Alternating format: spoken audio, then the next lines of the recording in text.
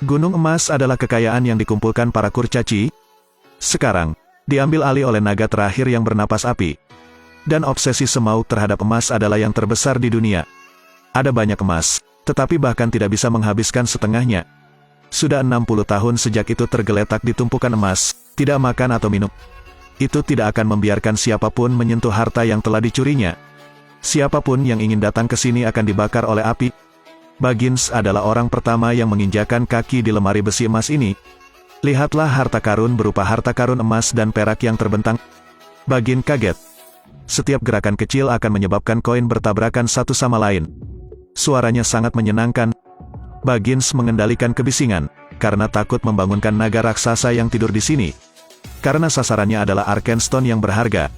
Bahkan jika dia belum pernah melihatnya. Tapi dia tahu betul apa yang ada di depannya, bukan tujuannya. Namun, mencari mereka satu persatu seperti menemukan jarum di tumpukan jerami. Namun dalam waktu dekat, tidak ada cara yang lebih baik. Dia mendapat piala emas. Hal ini pada gilirannya menimbulkan efek domino. Sejumlah besar mengalir ke bawah. Baggins melihat seekor naga dengan mata tertutup. Dia bersembunyi di balik pilar. Dia takut dia akan membangunkan naga itu. Baggins segera meninggalkan tempat itu. Dia melihat seekor naga mulai mengibas-ngibaskan ekornya. Baggins ingin menjaga keseimbangannya. Panjang naga dari kepala ke ekor merupakan perbedaan besar dalam ukuran kedua sisinya. Punggung Baggins sekarang dipenuhi keringat, dan nalar juga sudah menyerah. Naga raksasa itu menggerakkan kepalanya.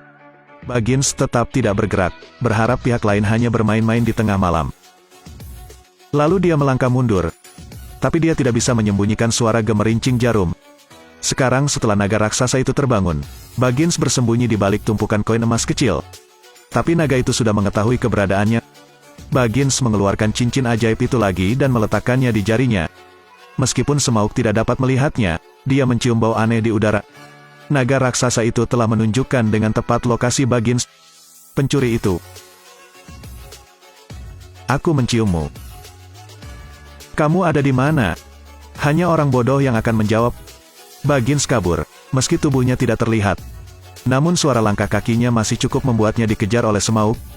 Dia bersembunyi di pilar batu lagi, bahkan tidak berani bernapas.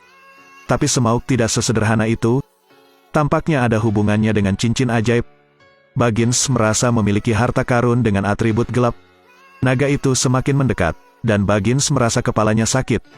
Dalam benaknya terlintas gambaran mata yang aneh. Dia telah melepas cincin itu. Naga raksasa itu menyaksikan Baggins bermain seperti kucing dan tikus. Seru Baggins. Dia mengatakan bahwa dia adalah penggemar naga. Dia datang ke sini, hanya untuk memuja kehebatan naga raksasa Semaug dengan matanya sendiri. Kata-kata ini, sangat efektif dengan naga. Itu berbalik, untuk memamerkan tubuhnya yang sempurna.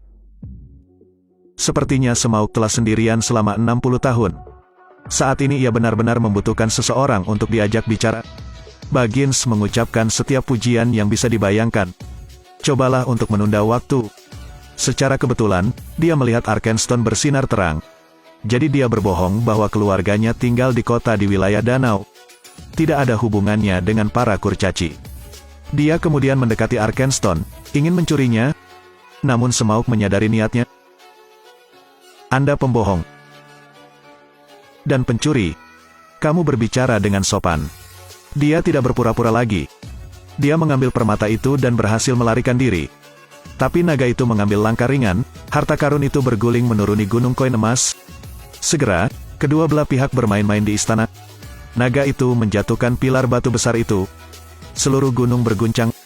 Balin sudah menunggu di luar, menyadari bahwa Semaug sudah bangun. Jadi dia meminta Thorin untuk memerintahkan semua orang bergegas menyelamatkan Baggins. Kata Thorin tanpa ampun. Dia tidak ingin orang mempertaruhkan hidup mereka untuk menyelamatkan pencuri Baggins. Pedang Spanyol. Namanya Bilbo Baggins. Pada saat yang sama, pemanah Bard merasakan tanah berguncang. Dia menduga bahwa tindakan para kurcaci telah diketahui. Tapi orang ini dibandingkan dengan Thorin, seseorang yang dicintai oleh semua orang, pemberani. Dia memegang panah hitam yang digunakan untuk berburu naga. Dia harus membuktikan kehormatan keluarganya. Bard bersiap untuk berburu naga Semaug, yang merupakan awal yang sangat buruk. Dia ditangkap oleh wali kota-kota, dan dicap sebagai diam-diam melakukan hal-hal buruk. Dia dipukuli dengan tongkat dan dikirim ke penjara. Sekarang Baggins masih dipermainkan oleh sang naga. Saya tersedia kapan saja, di mana saja. Ingin membunuh? Kalau begitu bunuh. Armor sisikku sekeras besi. Baggins tidak lagi seperti dulu, jadi dia hanya bisa keluar dari tempat itu. Setelah banyak kesulitan, dia sekarang memenuhi syarat untuk menjadi seorang petualang. Dia tampaknya tidak panik, dan Semaug melakukannya secara berlebihan. Tidak ada senjata yang bisa menembus. Baggins mengandalkan keunggulan ukurannya untuk menghadapi Semaug sambil memikirkan cara untuk mendapatkan permata itu. Menjadi orang terkaya? Tapi bagaimana Anda bisa dengan mudah mendapatkan harta karun itu? Atau dia bahkan tidak mengambil koin emas? Dan naga raksasa yang sombong itu juga akan kehilangan kesabaran. Baggins tidak tergesa-gesa, berlari sejauh 50 meter menuju permata itu. Saat hendak menyentuhnya, Baggins benar-benar membuat marah naga Semaug. Sebelum naga itu menembak, dia mengatakan yang sebenarnya. Permata Arkenstone akan membangkitkan keserakahan yang tak terbatas. Maka tidak ada manfaatnya. Baggins melihat tubuh naga itu, tanpa sisik naga. Sepertinya nenek moyang Bard pernah memburu naga ini. Legenda itu benar. Panah hitam asli mengenainya. Tak disangka, kata-kata tersebut didengar oleh Semaug. Naga itu menjadi marah karena malu. Bagaimana kamu ingin mati? Baggins menyebabkan Semaug kehilangan beberapa gigi. Naga itu terbakar. Baggins di bawah perlindungan sihir tembus pandang. Dia melarikan diri ke tangga. Saat dia akan meninggalkan istana, dia bertemu dengan Thorin yang datang untuk memeriksa situasi. Dia bilang Semaug sudah bangun. Dan ingatkan Thorin untuk keluar dari sini. Tapi dia hanya tertarik pada apakah Baggins mendapatkan permata itu atau tidak. Konfirmasikan bahwa apa yang baru saja dikatakan Semaug itu benar. Tampaknya permata itu akan membuat mereka yang berkuasa keluar dari pikiran mereka. Melihat Thorin menggunakan pedang panjangnya yang tajam untuk menghentikan Baggins. Baggins kecewa, emosi seperti kacau balau. Karena ketidaktaatan Thorin, naga Semaug datang ke sini. Semaug mencium banyak kurcaci, dan menjadi semakin marah.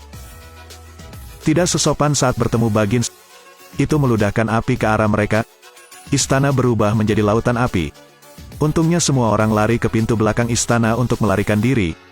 Saat naga raksasa itu meraung, seluruh istana dilalap api. Punggung Thorin terbakar oleh api. Dia harus melepas jaketnya untuk menyelamatkan nyawanya.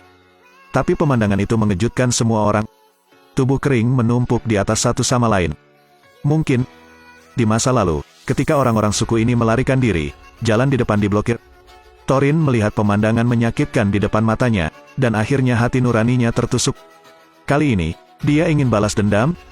Jadi dia memimpin kelompok untuk membunuh Semaug. Pada saat yang sama, Half-Orc juga diam-diam tiba di kota danau. Dan target mereka, para kurcaci Vili dan Kili. Tanpa diduga, prajurit Taurel muncul. Setelah berurusan dengan Half-Orc, dia menyembuhkan luka yang terkena panah beracun. Kili melihat Taurel secantik dewi. Pertama kali dia menyentuh cinta, wajahnya dipenuhi kebahagiaan. Sedikit yang mereka tahu, Legolas putus asa untuk menyelamatkan Taurel dan hancurkan putra perusak Bard. Tapi Half-Orc memiliki keunggulan dalam hal kekuatan.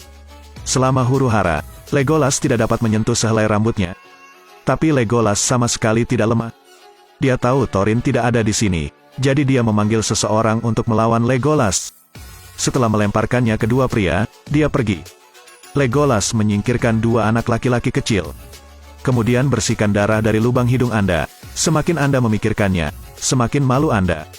Kemudian dia mengejar Bert, mencegahnya mengganggu Taurel. Cinta ini bisa disebut belahan jiwa.